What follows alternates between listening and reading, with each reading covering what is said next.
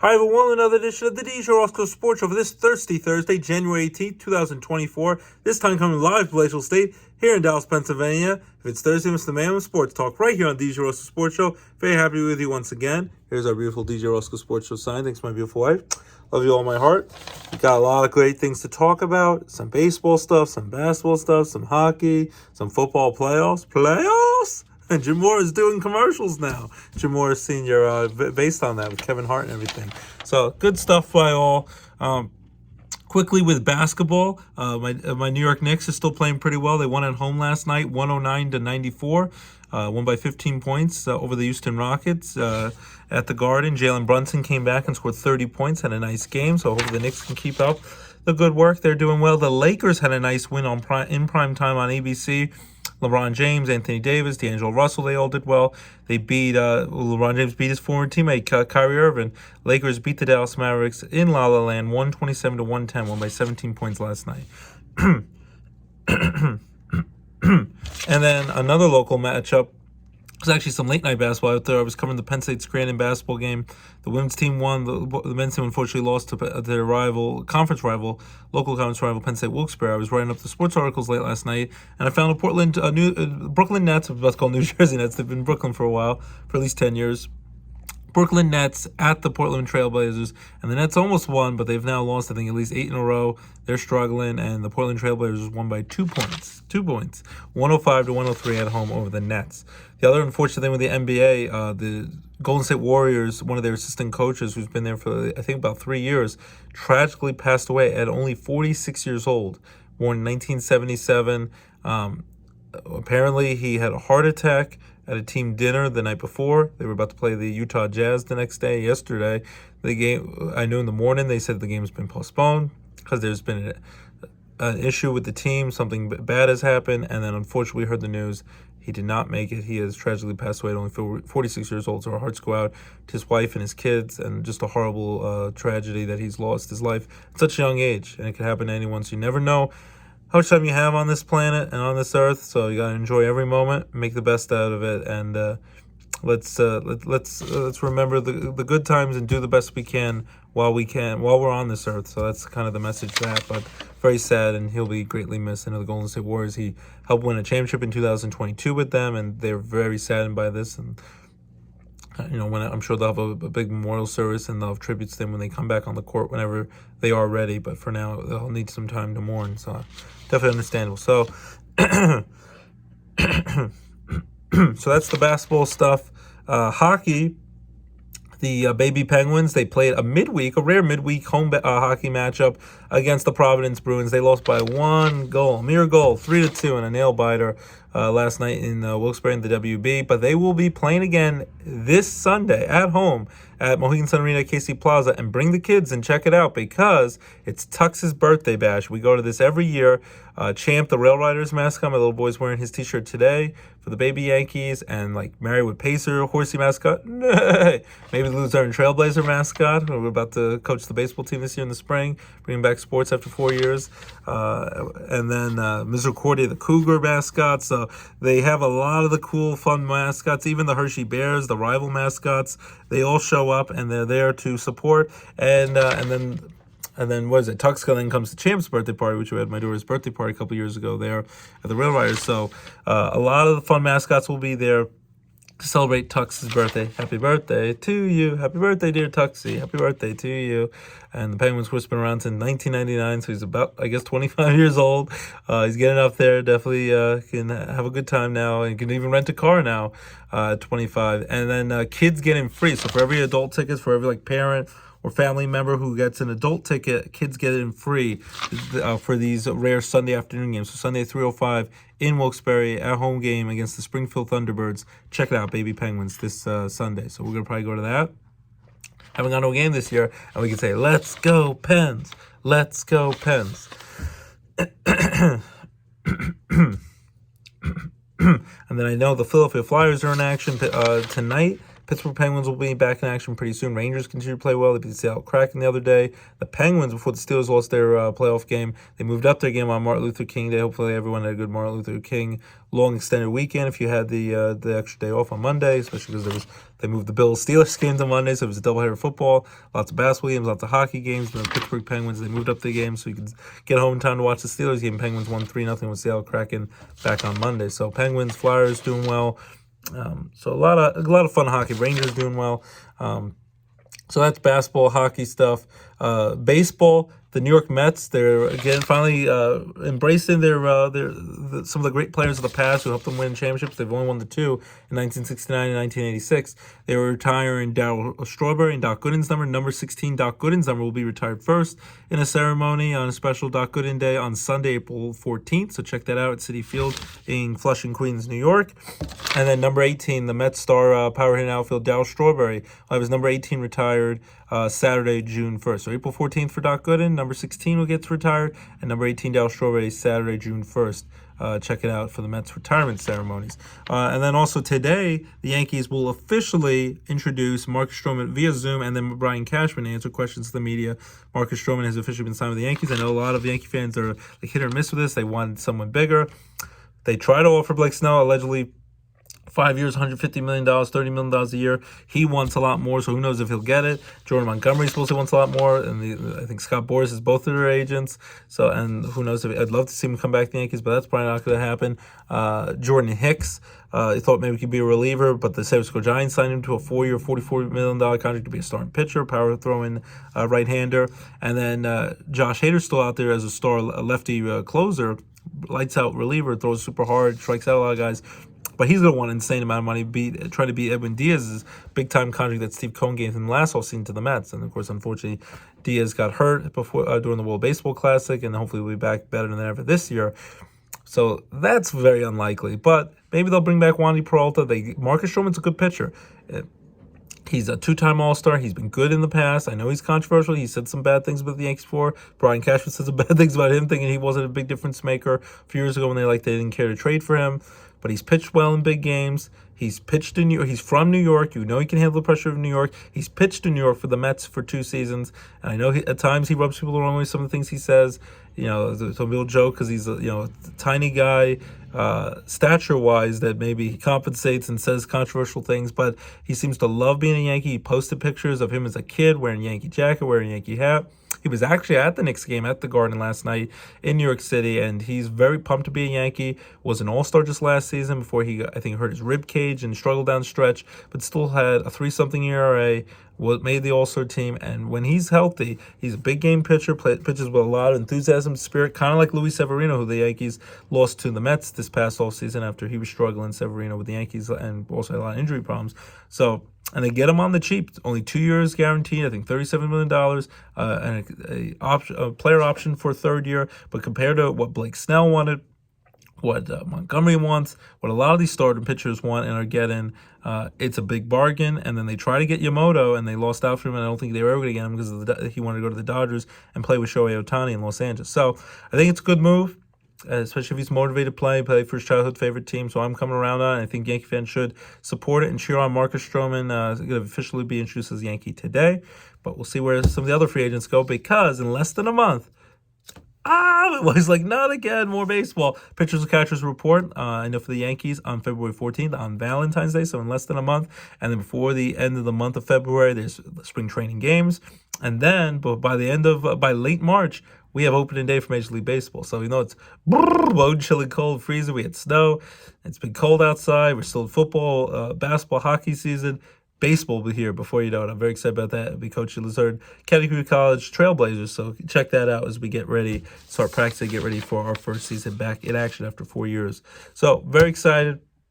Baseball back before you know it. Basketball, hockey, college football, still wheeling a deal. The Washington head football coach is going to replace Nick Saban, who just retired at Alabama. Hopefully he'll do a good job. He's done well everywhere he's gone.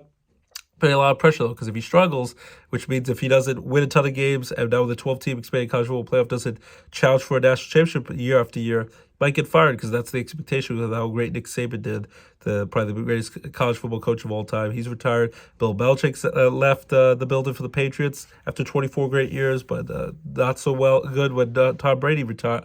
Tom Brady was sent back into the Buccaneers and then eventually retired.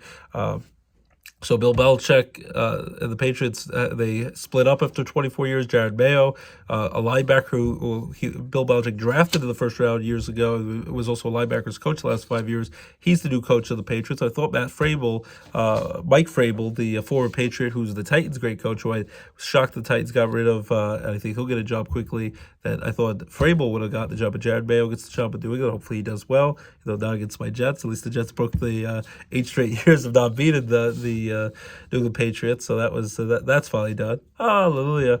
But Bill Belichick supposedly wants to keep coaches because he's close to Don Shula's all-time wins record as a head coach. So he's interviewed the Falcons. There's talk maybe he'd go to the Eagles if the Eagles decide to move off Nick Sirianni after they struggled, had an epic collapse. Lost 6 of their last 7 games, got blown out by Baker Mayfield and the Bucks on Monday night in their first-round playoff game. But Nick Sirianni might stay with Philly, but they might fire some offensive defensive coordinators might change to improve that team and try to figure out what caused the collapse. Jason Kelce, at the moment, seems like he's going to retire, but the report Adam Schefter said he retired, told his teammates he retired when he was crying on the sidelines, getting very emotional after they got blown out in that playoff game on Monday. He now, on his podcast, New Heights podcast with his brother Travis Kelce, has denied that he's officially retired, but it's too much of an emotional state to retire right after a bad loss like that. But he's got to think about it and give some proper time to reflect before he makes a decision. I still think he's probably going to retire. So kudos to. It's sad that the team fell apart down the stretch. I thought they were going to get another chance to win that cool outfit he wore at his Super Bowl parade a few years back for Bummers Parade. But Jason Kelce, great football player on and off the field, great family man. He's got young daughters, just had a kid last year at the Super Bowl. His wife is there supporting him, and he's got a podcast, a bunch of different businesses. He can probably get into broadcasting or coaching. So a lot of opportunities. His body's beat up. If you watch the Kelce documentary on Amazon Prime, watch that with him and his brother. So 13 years, All-Pro, I think 6 times, Pro Bowler 7 times. Great, surefire Hall of Famer. Helped lead the Eagles to a Super Bowl victory. Almost won the Super Bowl last year against the Chiefs. It would have been nice for them to go out as a champion, which I was hoping for. But team fell apart. But I think he's probably going to retire. But right now, he's still saying it's not official. But I think that's probably where we're leaning towards.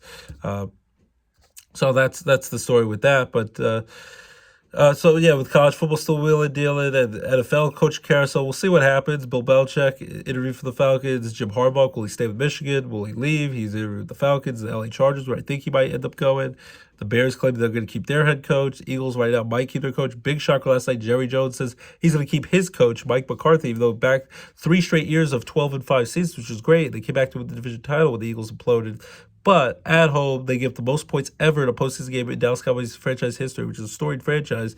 And they got blown out by a young, high-flying Green Bay Packers team with Jordan Love, say Aaron Rodgers, who? It was 48-16 for a lot of that game. They were up by 32 points. They made it interesting at the end with two touchdowns and 2 two-point conversions. They still got their butts kicked by 16 points, 48-32, and it wasn't even that close. Dak Prescott looked lost out there. The defense, Dave Quinn's defense, and he might leave as a head coach somewhere. He might be gone. And Mike McCarthy's vaunted offense seemed to not have any answers to figure out what was going on. So Mike McCarthy, Jerry Jones claims, even though everyone joked that by the end of that game or before they even had the press conference, or by the very next day he'll be fired and they would hire someone else. Right now, Jerry Jones shocked everyone last night and claimed, I saw this when I was covering the basketball games at Penn State, granted, he's going to keep Mike McCarthy for at least another year. But I think he'd definitely be on the hot seat. If they struggle at any point, even during the season, I could see him getting fired. He's done a great job in the regular season, but not well in the playoffs, Mike McCarthy. But it looks like he's going to get another year now. So some people thought maybe Bill Belichick would go to Dallas or Jim Harbaugh, but so that looks like that's going to be off the table. My Jets look like they're going to keep Robert Saleh. Hope that Aaron Rodgers comes back healthy at 40 years old. Fingers crossed. Hopefully it lasts more than 4 plays. I know Washington needs a new coach. There's still a lot of coaching jobs available. We'll see if Bill Belichick gets another job somewhere. They said that he supposedly wants a talented team that's been underachievers. It would help if he would go to a team like the Eagles, maybe or a Cowboys team that's loaded and has a chance to win a Super Bowl without Brady, with all that talent. But with young players, he can help them, but they're going to have some struggles. So really the Raiders the team really wants Antonio Pierce to be lift the interim tag, and they want the players, including Max Crosby, allegedly said he would demand to be traded, the star defensive player of the Raiders, if they don't keep Antonio Pierce. So the players have spoken; they really want to keep Pierce as their head coach. So I hope the former Giant gets a chance at that. But yeah, hopefully Jared Mayo right now is the only move in the NFL ranks. We'll see what happens. He's replacing the legendary Bill Belichick at head coach, and then the Washington coach is replaced Nick Saban at Alabama. So yeah, we'll see what happens with this coaching carousel. Pete Carroll got forced out with the Seahawks. Suppose he's gonna be an advisor team. We'll see what ends up happening if he goes to another team at 72 years old, or stays out of coaching. So now we will do our NFL divisional weekend playoff matchups. Playoffs. There's only 8 teams left. The Elite Eight for football. 2 games on Saturday, 2 games on Sunday. It's going too fast because then it's Championship Sunday next week. The week after those silly Pro Bowl games, at least Sauce Gardner, my Jets star player, has made it 2 years in a row. As bad as the Jets have been, he's been great. And then the week after is the Super Bowl, which is going to have Usher as the halftime performance, which should be fun. So Reba McEntire's going to sing National Anthem. Post Malone's going to, I think, sing America the Beautiful, they announced today. So it's going to be a lot of fun things. But the football season is ending quickly, which is sad. Well, yeah, there's going to be the United XFL and UFL, which will be the United Football League. That's going to start on USFL, and the XFL. The UFL is going to start on March 30th. Birmingham and Arlington, the 2 champions for those respective leagues, on March 30th will face off. So that's how you look forward to. You miss well, but at least means baseball is back before you know it. So fingers crossed. Yeah, we got baseball back. So as late great Heath Ledger said in The Dark Knight, I was watching that movie last night. And here we go. So our NFL divisional weekend second round playoff matchups.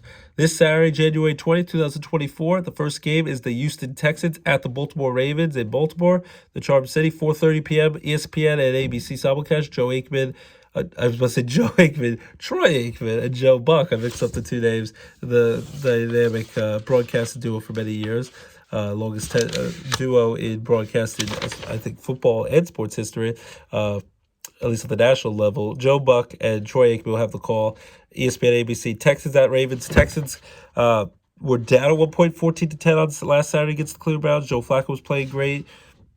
And then the Texans, they snapped their fingers, and the offense took off. The defense pass rush was really good, made Joe Flacco flustered.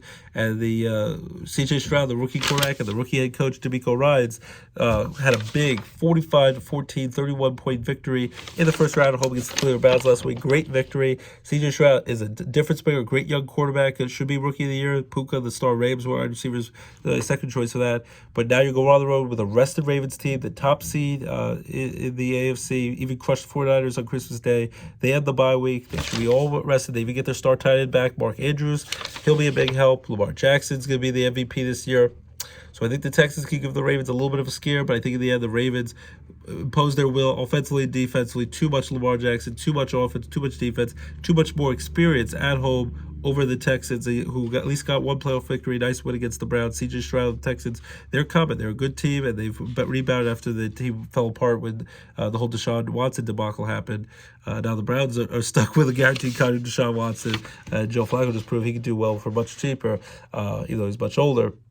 I got to go with the Ravens, crushing the Texans.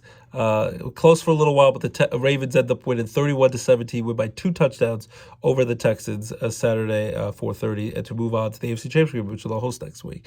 Then 8:15 p.m. on Fox in prime time, the Green Bay Packers at the San Francisco 49ers, also the number 1 seed, best record in the NFC.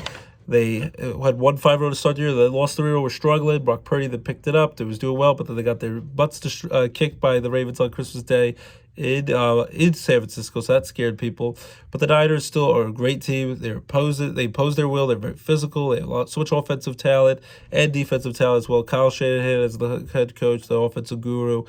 Packers, they're a great young team, though. Jordan Love has really got clicking with Matt LaFleur. That offense is doing well. They have really good receivers down they're really speedy, and they really took it to the Cowboys. And they also have a solid running game. Last week they were able to do and beat up on Micah Parsons. Micah Parsons and the Cowboys defense had no answer for it. Dan Quinn had no answer for it.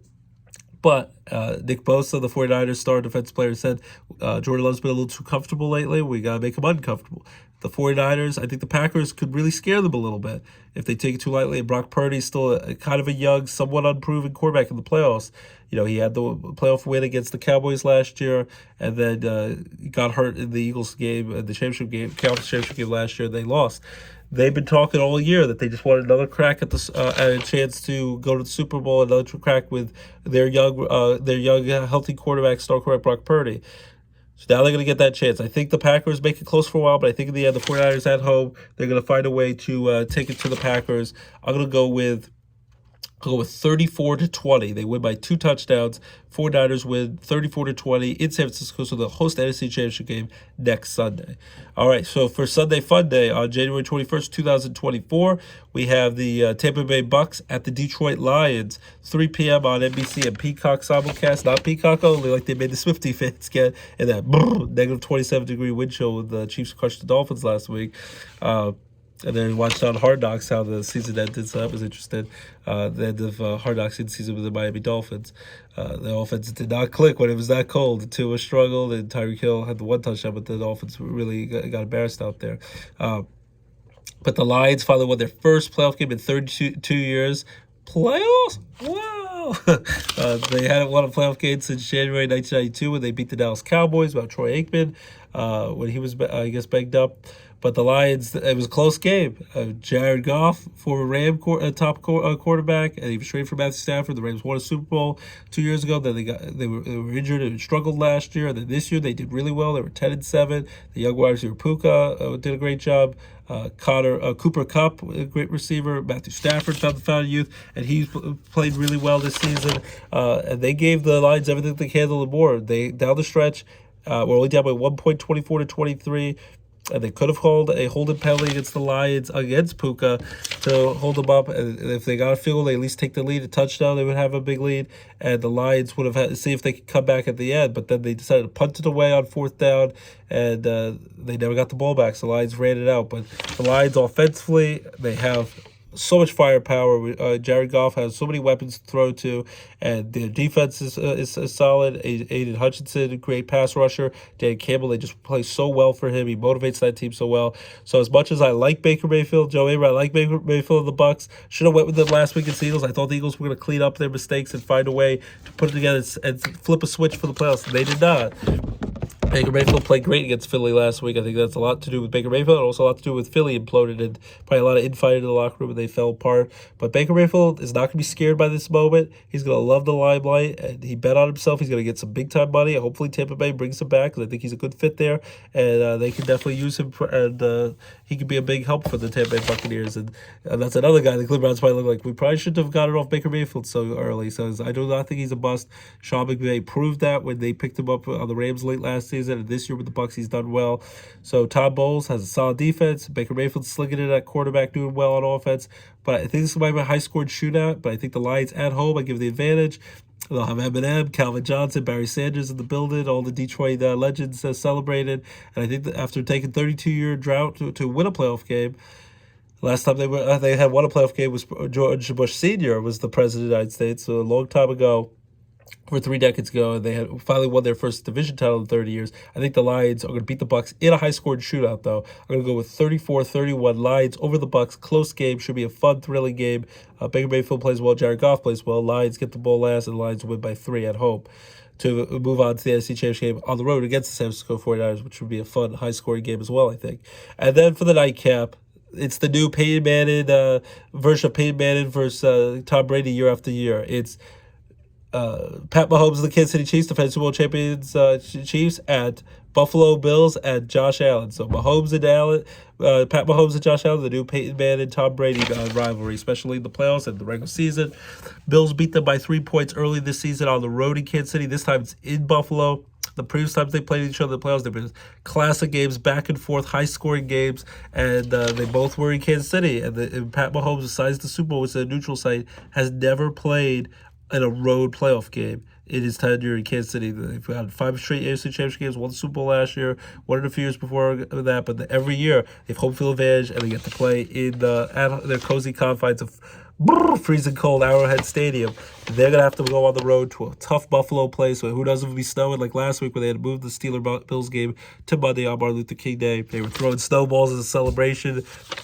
Anytime they scored it, kind of like their version of fireworks.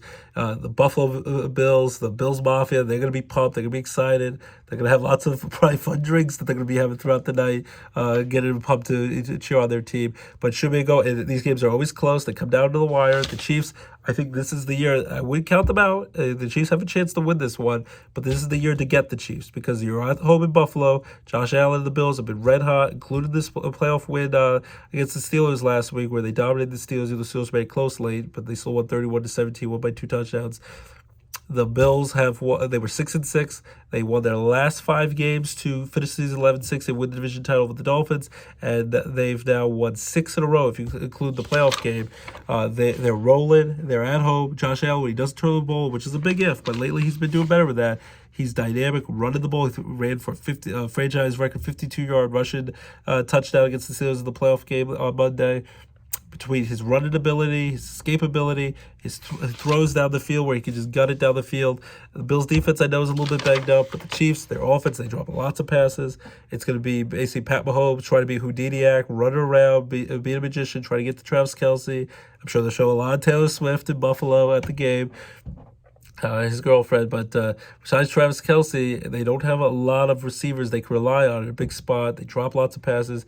It's going to be cold in Buffalo, and the pressure is going to be on. I think it's going to be close, come down to the wire, but in the end, I'll go with Dana Friend's Bills. I might be doing it at my own peril.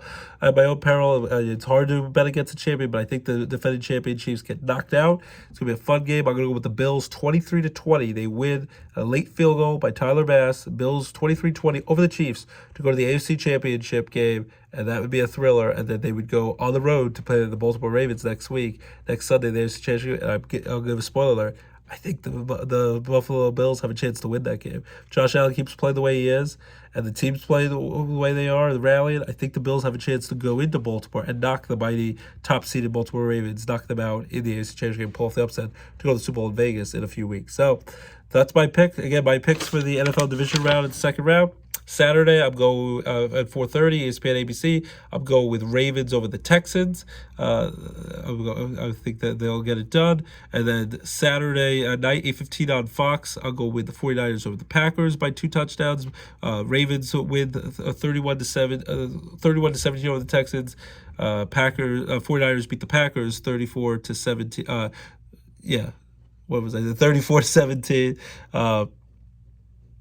Yeah, I'm trying to remember what the scores were. Lions win a close one, high-scored shootout, 34-31 over Baker Mayfield, the Bucs, 3 p.m. on NBC. And the Bills win a close one, 3 points over the Kansas City Chiefs, 6:30 on CBS. So my picks, again, are Ravens over Texans, 49ers over Packers, Lions over the Bucs, Bills over the Chiefs, and then the NFC Championship game would be Lions at 49ers next Sunday. AFC Championship game, my picks would be Bills at the Baltimore Ravens next Sunday, and we'll give our picks then. So we'd love to hear what you say. Agree, disagree, think I'm crazy taking cuckoo pills for making these picks. Take 2 coffee in the morning, it's not a tuba, things that nature. Hasta la vista, baby. It's not a tuba. See, it's for cookie. That's good enough for me. Cookie starts with C. So, I'd love to hear you. DJ Roscoe Sports Show. Your home for all your favorite sports and entertainment talk. Right here on the DJ Roscoe Sports Show. I'm all for clip. Talk about myself. I got some Coca-Cola. We had a great 4th birthday party for LJ. Bowling party, Sonic the Hedgehog theme. He loves his fast-moving Sonic. The new movie's going to come out later this year. Then we got to go, even though it was a snow day on Tuesday, not too much snow, we got to go to Nova, the Trampoline Jumping Park, Grotto Pizza, the Legendary Taste, and all that stuff. So happy 4th birthday, my little man LJ. It was a great time. I love you, buddy. Lorelai, love you. I love my daughter LJ. Love my daughter LJ, my son. Lorelai, my daughter, and my beautiful wife Abby. I love you guys with all my heart. And so yeah, we had a great birthday party for LJ. Get out of the cold weather and all that. So we'll wrap up the show by singing a quick song for my beautiful wife and my daughter and son. And we're going to sing You Make, from Zach Brown, her favorite singer. You make loving you easy. You make love and you all I wanna do. Every little smile and every single touch reminds me just how much it all makes loving you easy. I'll sing it again. My wife says, please don't. Easy. That's Zach Brown, our wedding song. Love you, Abby. Love you, Laura. And love you, LJ. Happy birthday again. And keep it locked to the DJ Roscoe Sports Show. Your home for all your favorite sports and entertainment talk right here on DJ Roscoe Sports Show. Enjoy the basketball, the hockey, Tux's birthday with the Penguins, the baseball hot stove, and, of course, playoff football Saturday and Sunday. Should be great a weekend. Have a great weekend. Take care. Be safe. And keep it locked. DJ Roscoe Sports Show. Your home for all your favorite sports and entertainment talk right here on the DJ Roscoe Sports Show. Bye-bye.